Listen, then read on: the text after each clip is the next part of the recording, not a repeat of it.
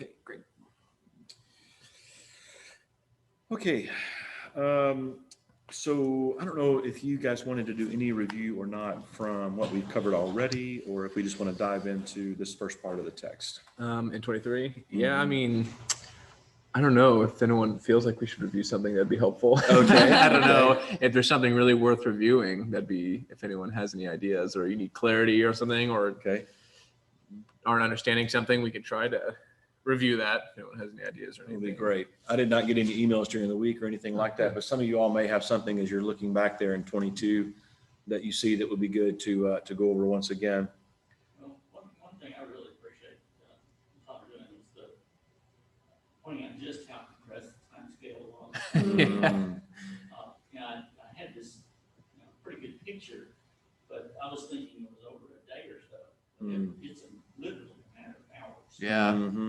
I mean, from this point, within 12 hours ago, they were eating Passover. I mean, it's, and I had a hard time with that. Even with just this week today, I was thinking about the Passion Week, whatever it's generally called. And like, I'm thinking of the 10 minas parable about the king who went to a faraway country to make himself appointed king. And I keep thinking that was a long time ago because I was thinking about how it's pretty much in the shadow of Herod's, palace in Jericho. And it was a long time ago for us, but in the context of Luke, it was like last week.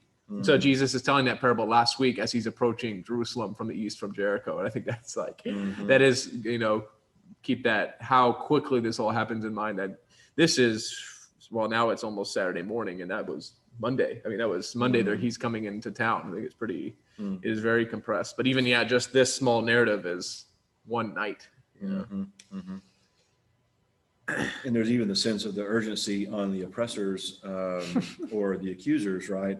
Yeah. Because they're trying to move things through quickly so that the people don't get wind of what's going on. And so there's, as prophecy is unfolding, they're unwittingly bringing about the greatest victory in the history of the universe, thinking that they're bringing about the greatest defeat, obviously. Yeah, so, absolutely. Yeah. I think one of the most important passages or verses in this is 22:68, that where Jesus responds, "If I tell you, you will not believe," which I like the reference you had to Jeremiah 38. And I think it's a really good reference where Zedekiah is questioning Jeremiah about him prophesying against the destruction of Jerusalem, which is exactly what Jesus is doing.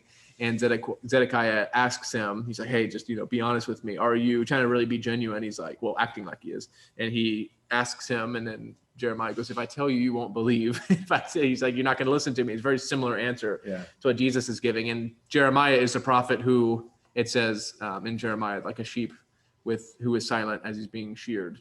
That's not about Jesus. It's about Jeremiah. And I think in Isaiah, it's about Jesus. But in Jeremiah, he's talking about himself, that he, like a sheep before his shearers, is silent. He goes and is killed in Jerusalem for prophesying against Jerusalem, exactly what happens to Jesus. So it's a really good imagery. But anyway, but from now on, the Son of Man shall be seated at the right hand of the power of God. And I think that is framing what's going on in this chapter and the next chapter, right? Because and that is like Jesus kind of like importing a lot of information into this moment, but it's really, saying, go back, read Daniel 6, 7, 8, 9, and then understand kind of a general grasp of what's going on in that sense, and then come back and read the crucifixion narrative, because, what's happening in the crucifixion narrative is not what's happening in the crucifixion narrative. It's not just obviously, because you can see Luke's language shift, which I love. He shifts to accuse and misleading, and accusing him vehemently is what mine says. And he's silent. So you get all these accusations now, which he's kind of pulling the veil back a little bit so you can see what's going on. Because while I love emphasizing the fleshly side of stuff about what is historically going on with the Sanhedrin and Caesar and Pilate and all that stuff, but what's really going on is Satan is using them, to try to destroy Jesus, and God is using that to bring about his will. And I remember Satan even entered Judas. That doesn't mean Satan or Judas was doing, was like sacrificing things to Satan, but that just means he's now doing the will of Satan for him. I don't think Judas knew that, but that's the point, is when you try to bring the kingdoms of this world, you're working on Satan's behalf. But anyway, I think that's a good lens to look at the trials and the crucifixion through. This is the defeat of the beast and the Son of Man's vindication to go be seated at the right hand of the power of God. That's a long sentence, but if you study Daniel 6 and 7, then that really comes alive, because that is the lens that you view it through, I think. Yeah. It seems that there, for whatever reason, for me personally, it's like the analogy of this amazing cosmic chess match that's going on. Yeah. Oh, yeah. You know, because Satan is even working very deliberately through. The Jews know what they can do, but they also know what they can't do. Yeah. And so they've got to leverage these relationships with these Roman authorities, right? And so the Romans know what they can do, and they also know what they can't do, or what they don't want to do. Absolutely. But Satan uses all of that, absolutely. to try to say checkmate. So anyway. And in his mind, he won. I mean, in his mind, because if Satan has limited understanding, understand that Satan doesn't know your thoughts and intentions, and he's not omniscient. But Satan, in his mind, won. He crucified the Son of God. He didn't get him in Luke 4 when he was tempting him in the wilderness. He said he left until he could tempt him at a more opportune time. And so now here's a more opportune time in Gethsemane. It didn't work. He passed. And now here's the final time where Jesus has the opportunity and almost is done away with. Where he didn't say anything in Pilate and Herod try to get rid of him. They don't think he's guilty, but it's Satan thinks he has won. And of course he lost, but Okay. All right, let's look at the text. We'll start in Luke 22. Let's start reading in verse 66. We'll read down through 71. I'll read the section. We'll dialogue it a little bit, and then Jaina and Tyler can take it from there. I'll head to my next meeting. At daybreak, the council of the elders of the people, both the chief priests and the teachers of the law, met together, and Jesus was led before them. If you are the Messiah, they said, tell us. And Jesus answered, if I tell you, you will not believe me. And if I ask you, you would not answer. But from now on, the Son of Man will be seated at the right hand of the mighty God. And they all asked, are you the Son of God? And he replied, you say that I am. And then they said, why do we need any more testimony? We have heard it from his own lips. So one of the things that's so fascinating to me about this opening conversation is they're actually using great language. Who is? Messianic language. Oh, yeah. Their questions, if these were statements, then they would be really awesome. But they're not designed, obviously. They're designed as traps. And so if you're the Messiah, tell us. Like, that's what he's been trying to get people to ask the whole time. Yes. That's you're asking the right question. You're just not asking it with the right, desiring the right answer, right? So anyway, there's a little bit of historicity here that's kind of fascinating. We don't exactly know, at least I couldn't find anything that would tell us exactly, is this a specific place, or is it more of a reference to the council itself? You guys may have some. The council's hard, especially in Luke, because Luke doesn't even mention Caiaphas or the Sanhedrin at all. But I don't know if Luke even knew about that being Greek, but I think he may not known.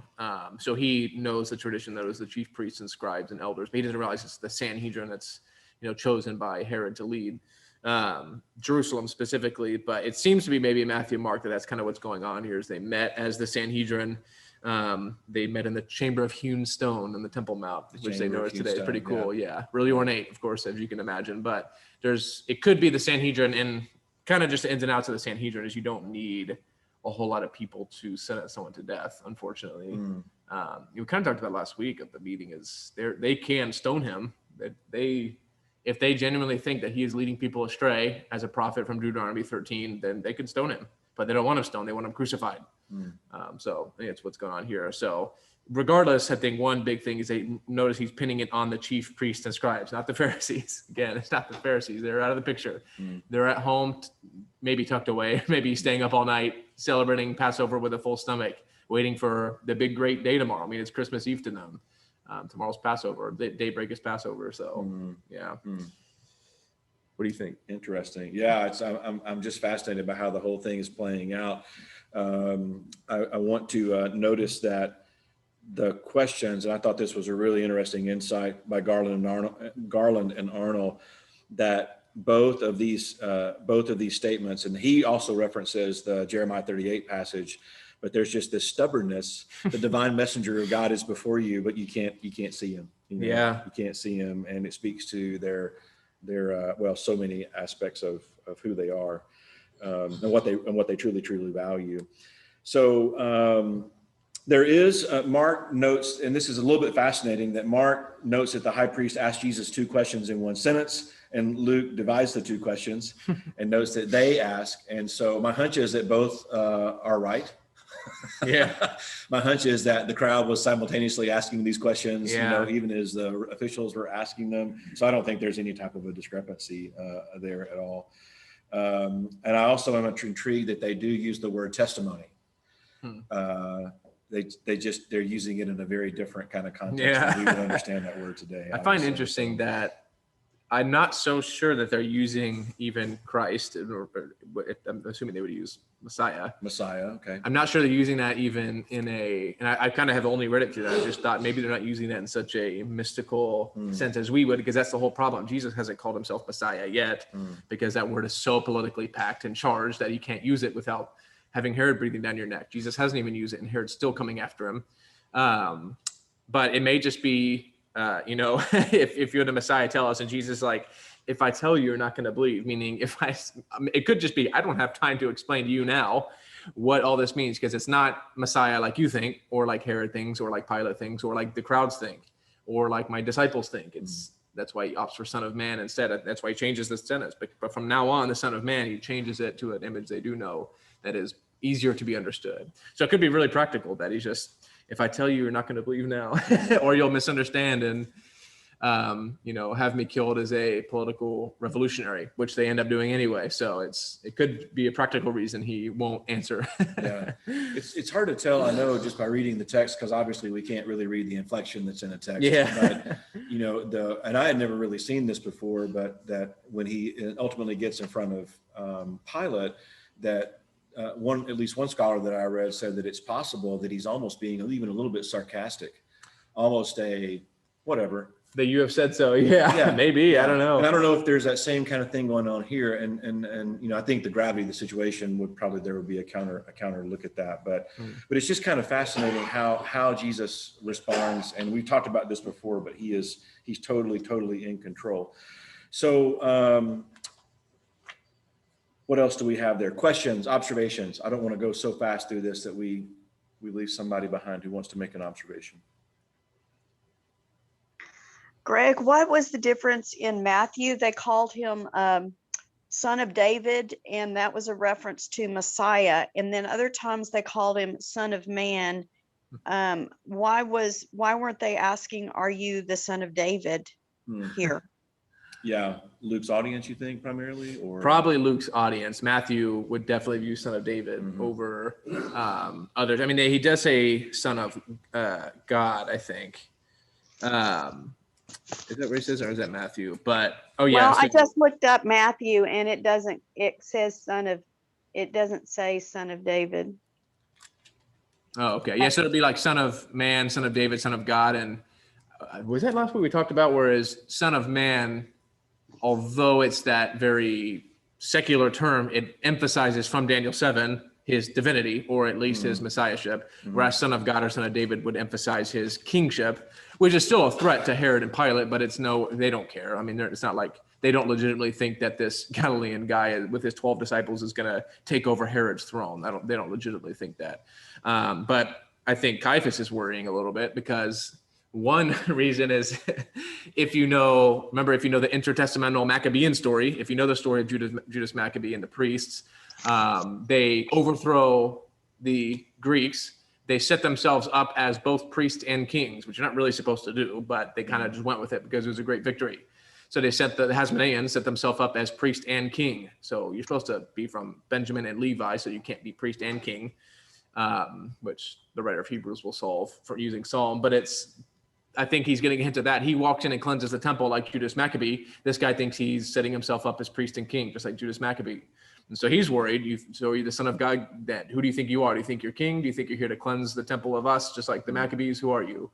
But yeah, so that Son of God will definitely have a different tune than Son of Man, more emphasizing his humanness, but mostly his kingship.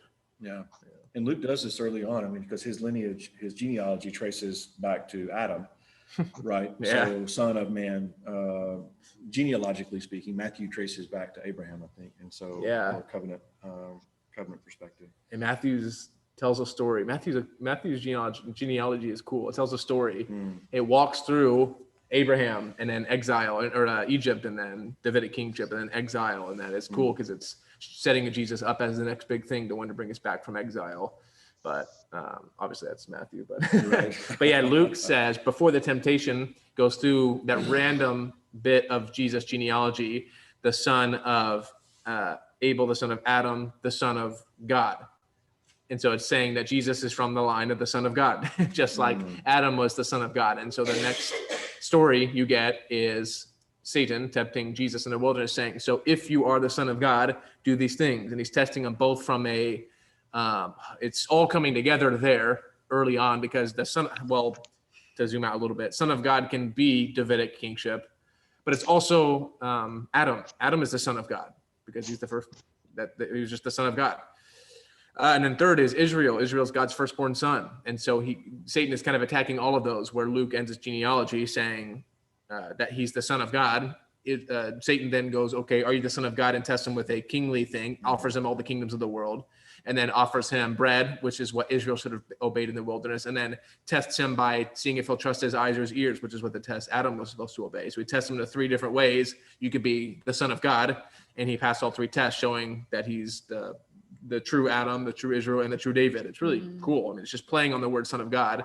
And it's funny that Satan knows the text well enough to play on the word Son of God, but he's really, so there's a lot of different views, well, a lot of different perspectives of Son of God.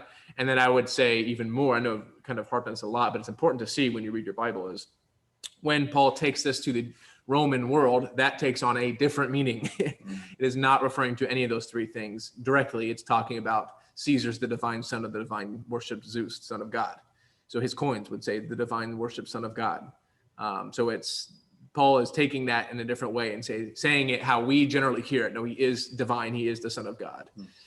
So I know it's a lot, but it's just, that's the Bible. It spans across a bunch of different cultures and times and years. And you gotta read it with a history book in the other hand. So Sure. What about Jesus's use of I am in verse 70? How does that? I don't know if it's the same idea as John's I am statements. Yeah. Not so. I'm probably not the person to ask about those, but it's they're very good theology. I mean, it's very powerful in John, but I don't know if he's using. They would not have. The reason I kind of tense back at that is because they did not use God's name, even in an indirect sense. I mean, you don't. That's why in Matthew it's called the kingdom of heaven, not the kingdom of God, because you don't say God's name. Heaven is a synonym for God. You don't say heaven. The prodigal son returning said, I sinned against heaven and I've sinned against you. That's a way to say I've sinned against God. It's not you don't say God's name. So I don't know if he'd be using the personal name of God as the I am. Maybe. I mean, it can, and that certainly would have been crucifiable to them, because that's blasphemy. I mean, you can't say that, but which is what they would have heard, right? Because we have heard it from his own lips. So what's the it? Yeah. So maybe they heard in that almost a parallel of John's I am statements, him saying that I am God. But I don't know. You say that I am is also so hard to translate. And that's, if you try to look it up, people just tell you all the time how hard to translate it is. But so it is affirming to what they're saying. It is affirming their accusation, but it's not just as simple as saying, yep, you're right. So it's hard to have a parallel with that in English. So. Okay. All right. Cool. Any questions, thoughts, observations before we move on?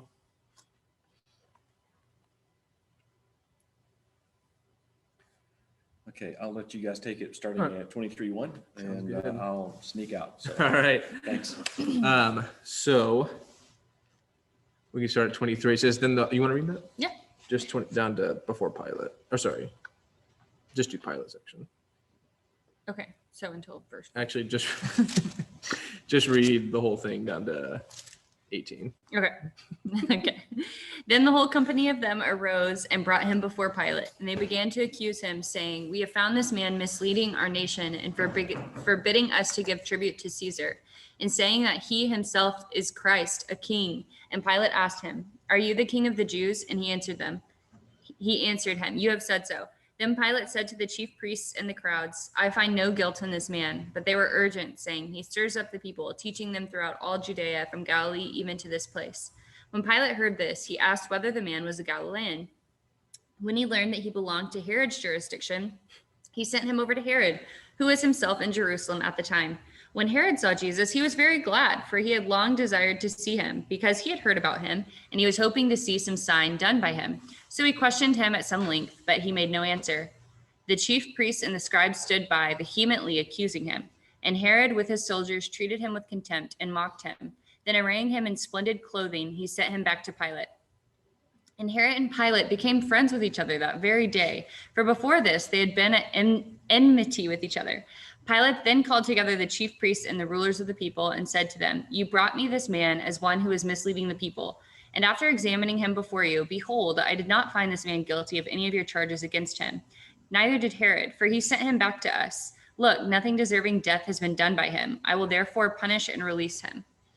All right. So it's a super packed section. And the reason I say to read this through the lens of that beast being defeated by the Son of Man, I know I keep harping on that, but that is like, if you're going to master a chapter of the Bible, master, I guess, Daniel, but master like Daniel 6, 7, 8. I mean, it is so incredible. And if you read it through that lens, if you just read it with a history book in hand, it's like, it's cool. Cause I mean, like even secular scholars don't know what to do with it. It's so cool just to see.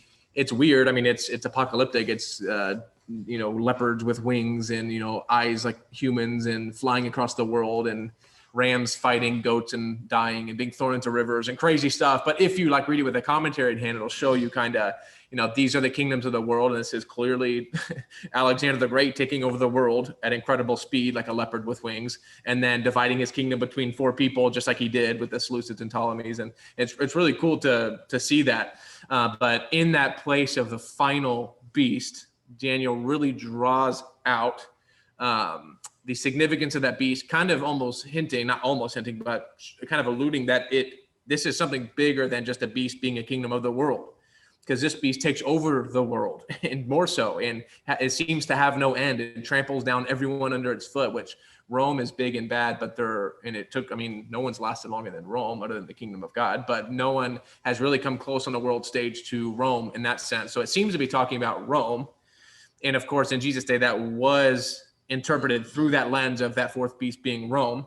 So the reason, I find it not surprising then that when Caiaphas is questioning Jesus, of course, in Luke, he doesn't say it's Caiaphas, but when he's questioning Jesus and he says, instead of using the Messiah thing, instead of going down that rabbit trail, Jesus is like, okay, well, that means 1,000 different things to different people. And you'll get all the wrong intentions of who I am. Instead said, but from now on, meaning from now on, from in this trial, meaning the duration of this trial and crucifixion and resurrection, you will see the Son of Man seated at the right hand of the power of God. And that's exactly what happens in Daniel, as the Son of Man defeats the 4th beast, and because he defeats him, ascends to the right hand of the Ancient of Days to judge. And his role then is to judge over the nations that opposed him. And his people, the saints of the Most High, it says, are given a kingdom and rule over peoples, nations, languages, authority, all that.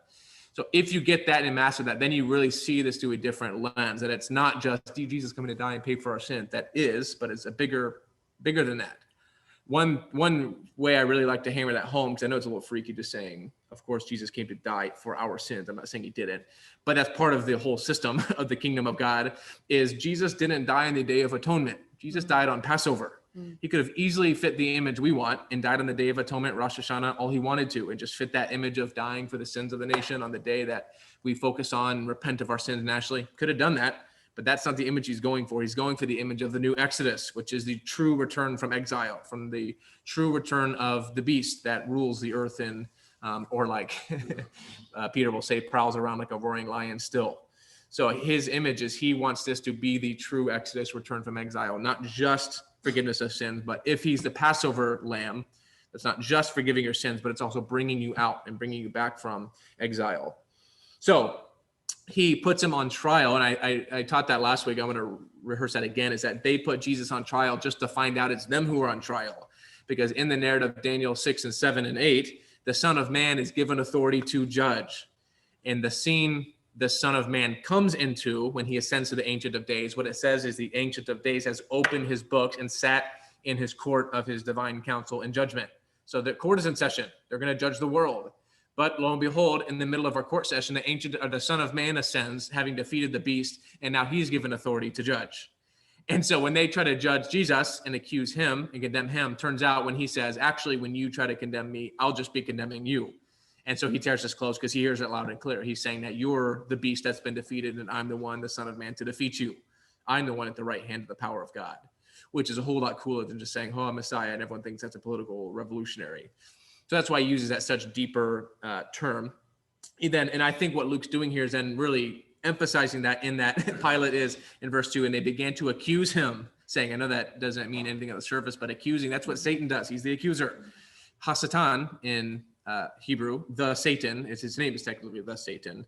Satan as a pronoun for him just became a kind of later English transliteration, but the Satan, Hasatan, is his name means the accuser, the one who accuses. So then they start to do the work of the beasts for him. They start to be the ones to accuse and oppose him. So they're accusing him, saying, we found this man misleading our nation and forbidding us to give tribute to Caesar, and saying that he himself is Messiah, a king. Now, some of those are true, but some of those are false, because that's what Satan does, is, mix truth with lies and then call it all truth. And that's really when in fact it's an accusation. And that is an actual legitimate accusation. I mean, Deuteronomy 13, that if you rise up and start leading Israel astray, then the punishment is death. I'm not saying that Jesus is guilty of that. What's ironic is that the people obviously accusing of that are the ones that are guilty of that. And that is, in one sense, and we'll see another one tonight, that Jesus, and we say this all the time to where it can become deaf on our ears, but it's Jesus dies in their place. And not in like a mystical sense or abstract sense of Jesus dies in our place. That's true. But no, Jesus literally dies the death they deserve. Because if they're the ones leading Israel astray, they literally physically deserve to die. But they put that on Jesus, who doesn't deserve it, and he literally physically dies the death they deserve. Not just in a forgiveness of sins way, which I don't think that's the point. He's not forgiving their sins. But that is one image of he is dying the death they deserve. And we'll see the other one with Barabbas. He's literally dying the death they literally deserve, not in an atonement theology way.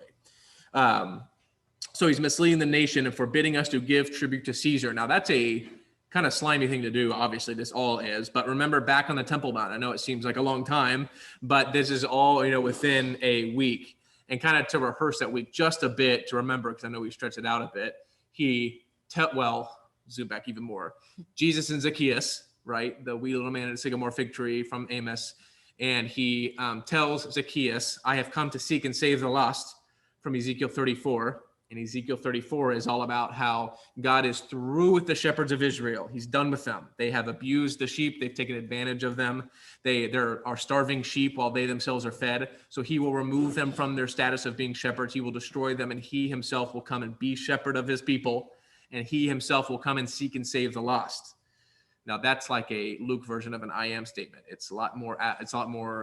You got to search for it in the Old Testament, but it's when God says, "I will seek and save the lost," and then Jesus says, "I will seek and save the lost." Then that is how Jesus is saying, "I'm God," in that sense. But you got to read Ezekiel to find that.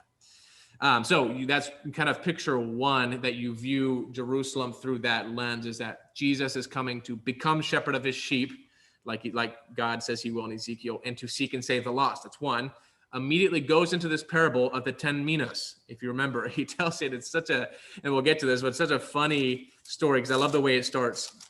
It says, as they heard these things, speaking to Zacchaeus, remember, as they heard these things, he proceeded to tell a parable. He's almost like he sees, okay, everyone's listening to me now. Let me tell you a really important parable, because because he was near to Jerusalem.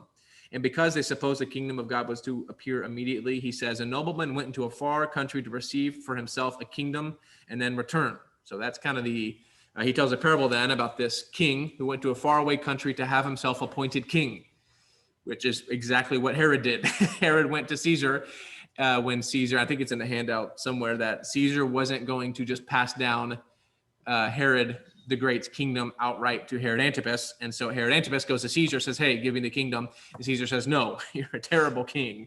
You've killed so many people unjustly before you're even king. What will you do when you are king and you have my name backing you? You would slaughter half the world, which he did anyway. And Pilate had no trouble doing that anyway. So that is his frame. That is, that guy comes back, and we already went through that. But that is the second image that he enters Jerusalem through, is to become shepherd and to become king. He is going to become king of his people, go into a far country, Jerusalem, and receive for himself a kingdom. He's going to be king. And it may look different than you think. It'll definitely look different than Herod's. Definitely look different than what Herod Antipas did, because when he came back, so back up a little bit, when he went to Caesar, a group of Pharisees went with him and says, please don't make him king over us. When he got back to Galilee and they got back to Galilee, he slaughtered all of them. And that is what you see in the parable, is that the king came back and says, those who didn't want me to be king over them, bring them before me and slaughter them in front of me. Jesus is saying, my kingdom is coming, but not like that one. And then you get the triumphal entry, which is very Maccabean. It's very kingly, but it's also Maccabean. He comes over the Mount of Olives, like Judas Maccabee, and then goes to cleanse the temple. So you get all these images coming together that you need to know history for, which is he's going to be shepherd, coming to be king, coming to be a type of new Maccabee, because he's going to cleanse the temple just like Judas Maccabee did. And I think that's a good touch point too. I don't know if I've ever referenced in class of the importance of understanding who Judas Iscariot is understanding his name, Judas, and then being Judas Maccabee, same name as Judas Maccabee. I mean, he was probably named after Judas Maccabee, being a zealot. That was someone they looked up to.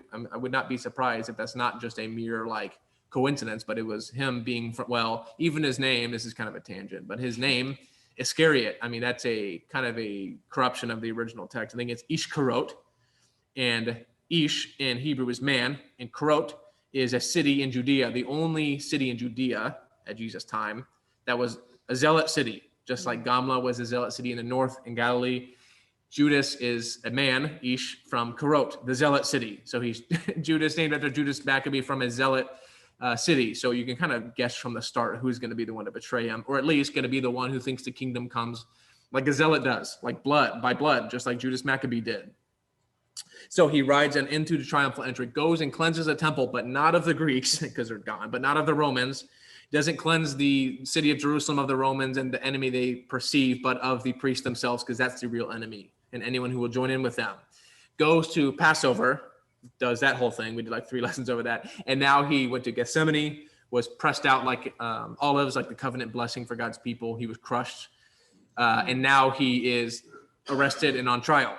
Now, before Pilate, he's accused of being king of the Jews. And then the interaction, well, one is understand that Pilate says, I find no guilt in this man. And that will be, and that is the kind of the culminating point. That in Herod is this culminating point to, it's a sad irony. I think Luke is using it that way, that the only person who gets it, the only 2 people who get it are Pilate and Herod. And then they become friends, which they're becoming friends, I think is cool, because I think what that's Luke showing is the first Jew and Gentile brought together in Jesus is the 2 most wicked people that possibly have ever walked the face of the earth. I mean, it's a funny twist, which will be important for Luke's audience, especially his audience being kind of a Roman centurion who's probably met Pilate or Herod. But saying that the only 2 people who get it, the only 2 people who don't think the kingdom comes by, they definitely think the kingdom comes by blood. The only 2 people who don't think Jesus is trying to bring the kingdom by blood is the 2 people who love to bring their kingdoms by blood. So they're clear-headed enough to see, what are you talking about? He's innocent. And so they try to release him and let him go. Interaction is kind of just as simple as he's in Pilate's city, Jerusalem. Pilate goes, I don't want to deal with this. Herod, he's from Galilee. That's why he goes, are you from Galilee? Yes. He had an accent, most likely. Are you from Galilee? Jesus says, yes. He goes, fine, go see Herod. That's like being in DC and then the president says, go see Greg Abbott because we're all in town. I don't feel like dealing with this. You're from Texas, go see the governor. I don't want to deal with this. This is not a federal emergency. This is a state thing. So he says, go see Herod. He's in charge of you. And you get that image we've talked about before of David and Saul. This whole time, David is the true anointed king over Israel, but the person on the throne is a bad king of the Jews, Saul. And David refuses to take the throne by violence, even so much so that when Saul is peeing in a cave, he's peeing in a cave, David sneaks up on him, cuts off his tassel of his robe that he probably took off. And then when Saul's across the canyon, he goes, hey, by the way, I could have killed you. Because David wants to show, I'm not going to try to take your throne by violence. I'm going to let God give it to me. And that is how you look at Jesus' ministry through at least this moment, as he's not going to take it by force like David didn't take it by force from Saul, although he could have. He's going to let God wait for his time to be enthroned. So he hands him over to Herod, which is where I've focused most of my attention. When Herod saw this, he was glad, for he had long desired to see him because he had heard about him. He was hoping to see a sign done by him. I don't know why Luke says that, but what I do know is like 2 chapters back, the Pharisees go, Jesus, you need to get out of here. Herod wants to kill you.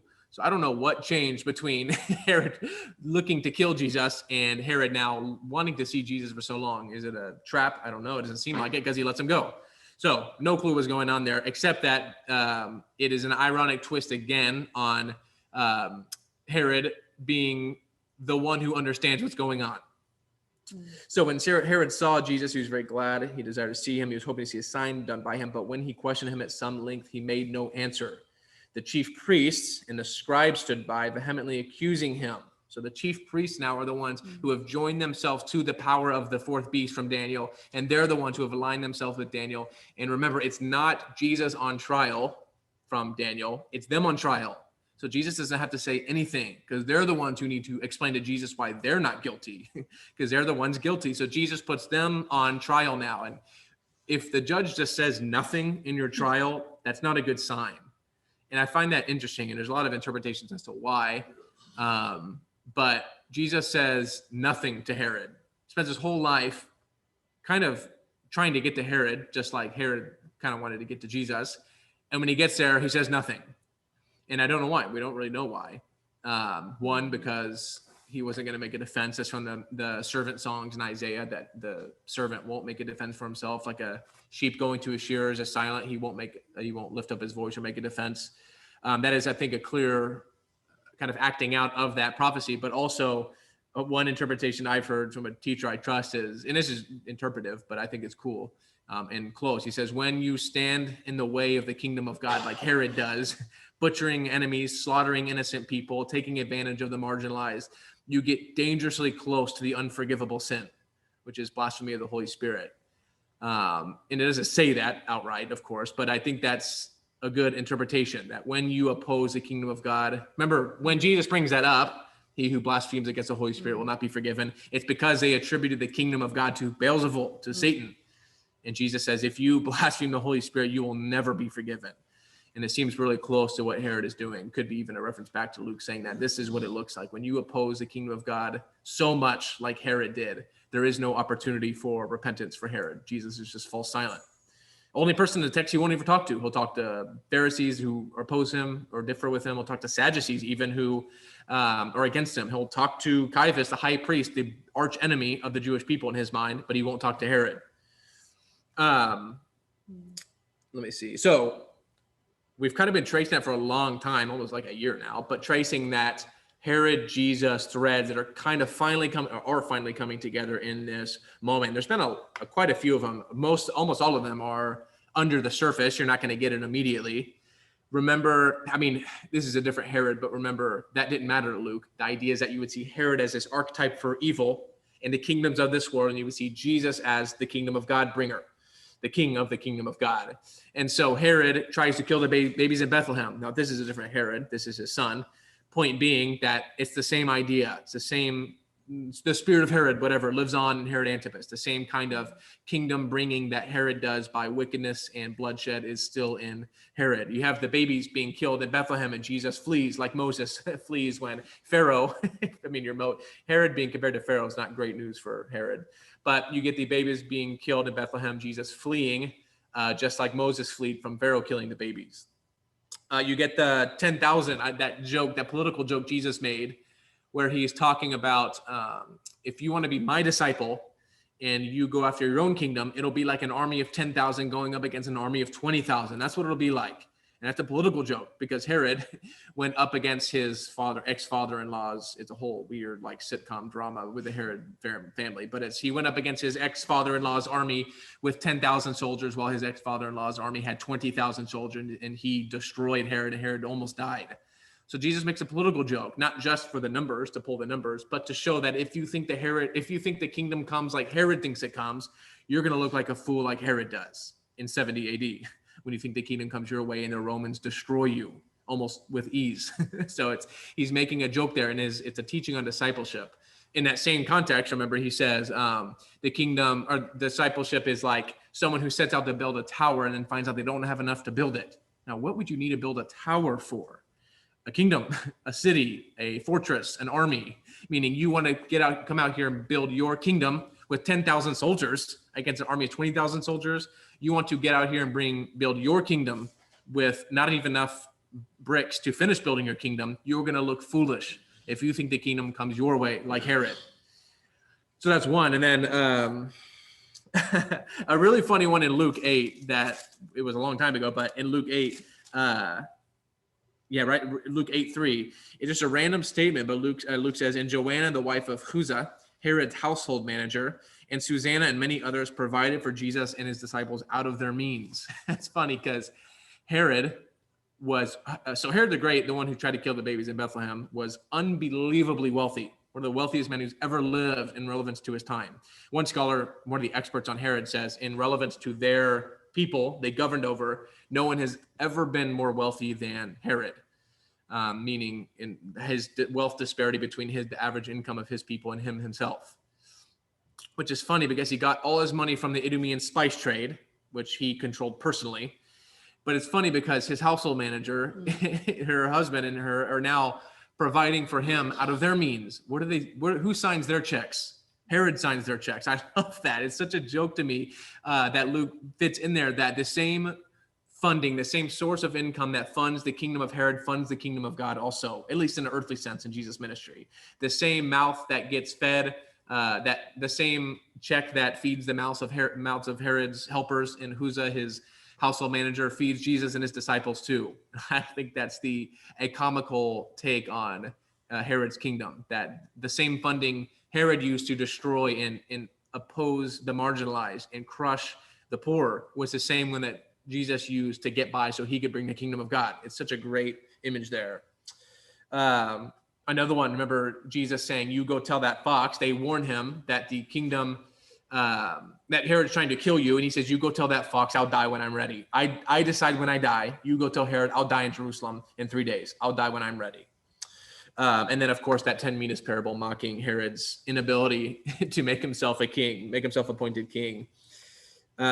So I sent you some pictures, and maybe you have them, maybe you don't. If you don't, you should have got the email about it, and you can just read them later.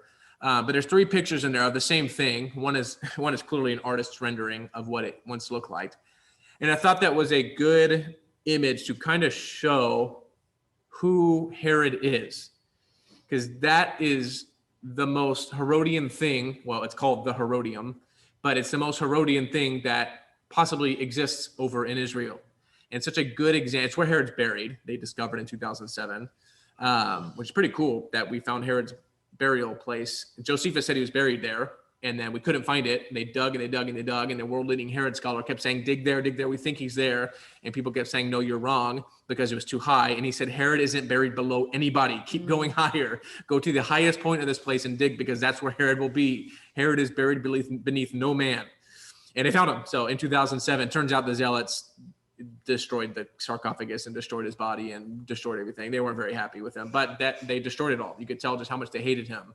But that picture, that's called the Herodium, and that was that picture of the one that's kind of in the fog, where you can see it's a really foggy morning. You usually see it more clear, but I like that picture.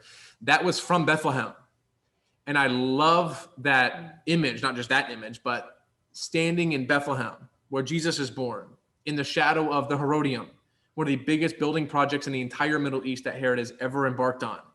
Herod tried to change the world. If you go to Israel, that's Herod's, and that's Herod's, and that's Herod's, and that's Herod's, and Herod built this, and Herod built that, and Herod built this, and he built the Temple Mount, he built the temple, he built the biggest seaport in the history of mankind at his time at Caesarea, not Caesarea Philippi, but Caesarea, bigger than Egypt, bigger than entire nations. He built the biggest and baddest stuff ever.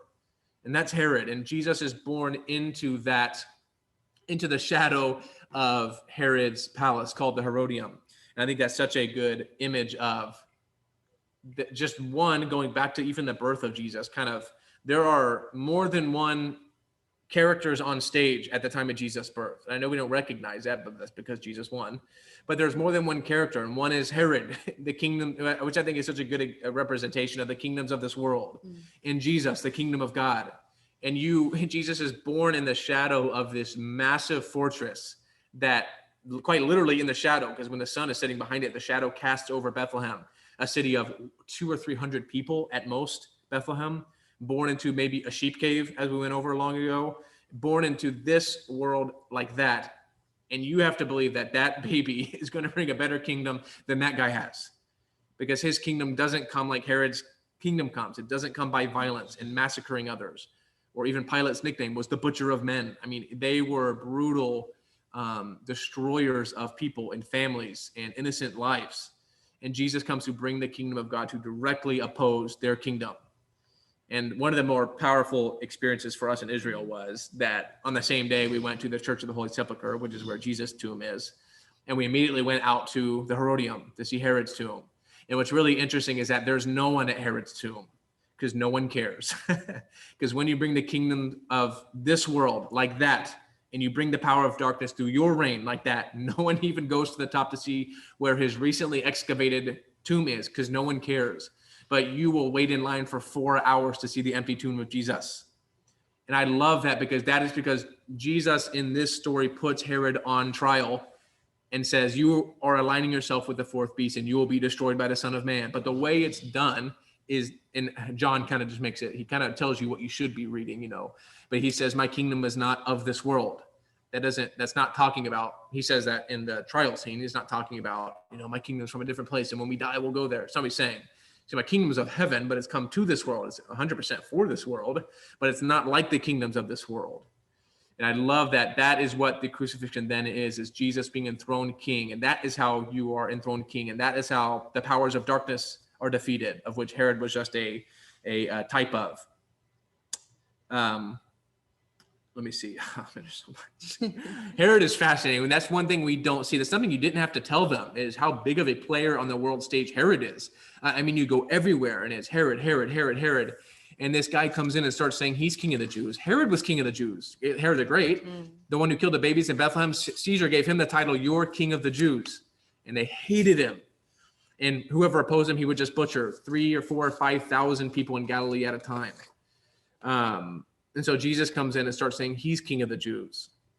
There's one more image here going on. I think we'll just do that before Barabbas, but there's one more image going on here before we leave. And it's from an old prophecy from Jacob and Esau.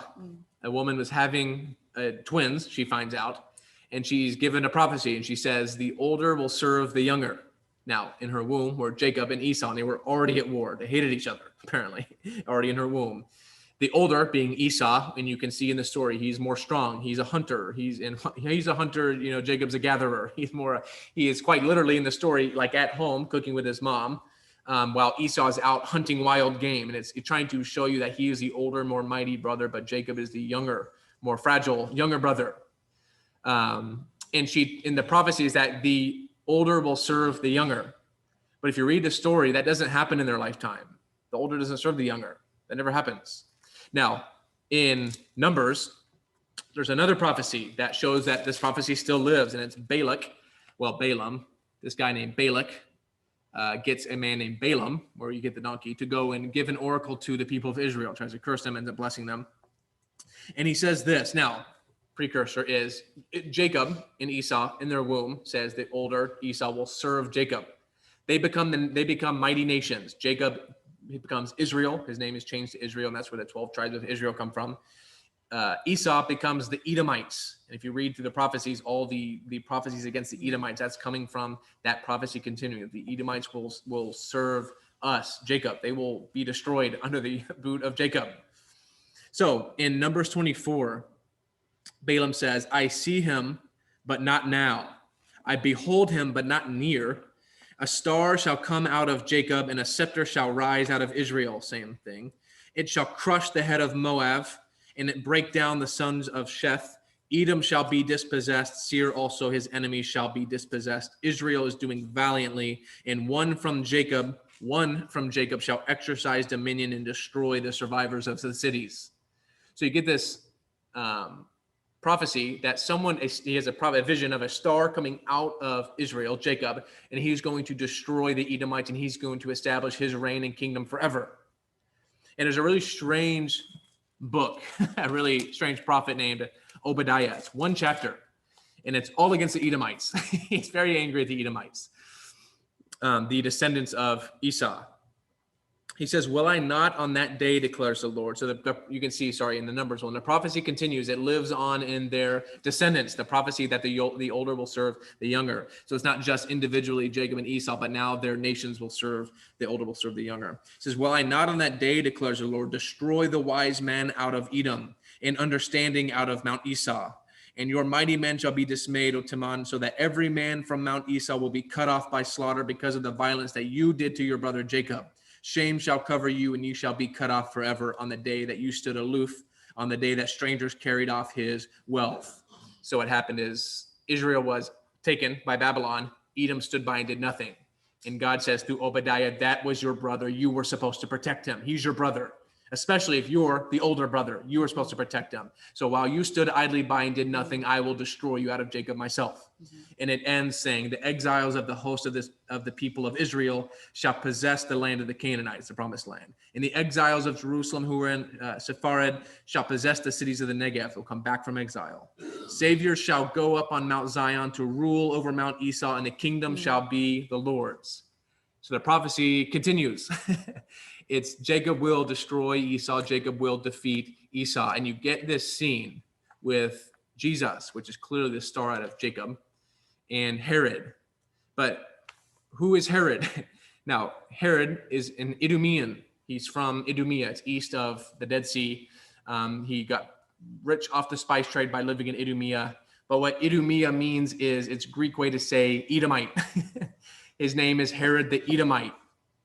So you finally get the fulfillment of this prophecy of the star of Jacob coming to destroy the spawn of Esau, the one of the Edomites, and finally Jacob and Esau face off once and for all. But what you don't get is what Herod wants, is bloodshed and death and violence. Well, you do, but it's not them. It's he takes that punishment himself. So another example of Jesus quite literally dies the death that Herod deserves, the death that the Edomites were prophesied to die. Jesus dies that death instead. It's an amazing image. But if you don't know where Idumea is, then none of that matters. But I love that finally that resolution for Jacob and Esau is destroyed, but not out of violence, but because of violence done to Jacob. So 7:58. Probably a good time to stop. Good stopping place. Any questions or comments or anything? Tyler, how did you know that? Just a lot of learning. The Star of Jacob thing, I've that's a really popular one. A star will come out of Jacob, and I've paid attention to that a lot, mostly because in 120, Rabbi Akiba, he believed that Bar Kokhba was the Messiah, and now he nicknamed him Bar Kokhba, which means son of the star. So he saw that prophecy and thought, this rebel in the year 120 must be the Messiah because he's coming to destroy the Romans and bring the kingdom by blood. So I think that is a lot of where I remember that from. But also learning, once you learn what Idumean means, Herod being an Idumean, being that's just a Greek way to say someone from Edom, that is where it started to come together. So it's really, I don't know, I can't say exactly, but I hope that helps. Sometime I'd like to pick your brain. Well, that's what this class is. So I did not realize that Herod was not a Jew. All this time I've thought he was a Jew. Oh, he's Jewish. Yeah, he's Jewish, but he's from Jewish? Idumea. Yeah, it's a weird thing where he's like, he takes on the religion of Judaism, but he is from Idumea. It's a really weird situation, and that's why he was the perfect candidate to please everyone. I mean, he could be Jewish and kind of appease the Jews. He married his father married the last remaining priestess of the Maccabees, so that kind of appeased the secular Jews. And he wasn't fully Jewish, so the Romans could put him in charge. So Caesar quite literally takes Herod the Great, picks him up from Idumea and puts him in Jerusalem or Galilee and says, "You're in charge now." So he's a weird character, but there's a lot going on with his ethnicity and religion and stuff. Obviously didn't follow Judaism too closely, but he would build a synagogue here and there. He'd build a temple up to appease the Jews. Oh, yeah. A very politician thing to do. He just kind of appeases the people who are most against him in the moment. But he is Jewish. And that's the whole, you also get, what we didn't even get to is who, and we'll end with this, but who is on trial is what they're accusing Jesus of being is who you get this dynamic of. Jesus is being accused the Son of God. And in that Roman sense, who's there as the Son of God? Well, Caesar's not there, but his representative there, Pilate. Caesar's there saying, "Are you the Son of God? are you the Son of God? Because the Son of God, Caesar, so he's on trial for being the Son of God, taking over Caesar's throne. And then they ask him, are you the king of the Jews? Because Herod's king of the Jews. And so are you king of the Jews? But he's a real king of the Jews and the real Son of God in that sense. And so Pilate is there representing Caesar, and Herod is there himself, and they're the ones on trial for being false sons of God and kings of the Jews. It's a lot. I mean, it's it's a lot coming together. All these, like 1,000 threads are coming together in this one. You'd think it's the greatest story ever told or something, but it's like all these 1,000 threads are coming together in this one story. So yeah, we'll stop. That's a good, if anyone has any questions or anything, but I won't teach any more beyond that. I think you should write it all down and give it to Or us. record it and put on YouTube. It's even easier. No, I need it written down in black and white. Thank you, though. No problem. I love teaching y'all. So it only gets crazier from here. Jesus is about to have a really, we'll get to next week, the Jesus and Barabbas situation, which is another quite literally dying the death that someone else deserves, not in a atonement theological abstract sense, but literally in a literal sense. So anyway, good place to end. Sorry, Greg had to leave. He wasn't being rude. It was quite literally, they had a meeting before and the meeting ended up going on like longer than they thought. They're discussing stuff. So he wasn't planning on leaving, but he had to leave. So anyway, that's all. Then we'll see y'all next week.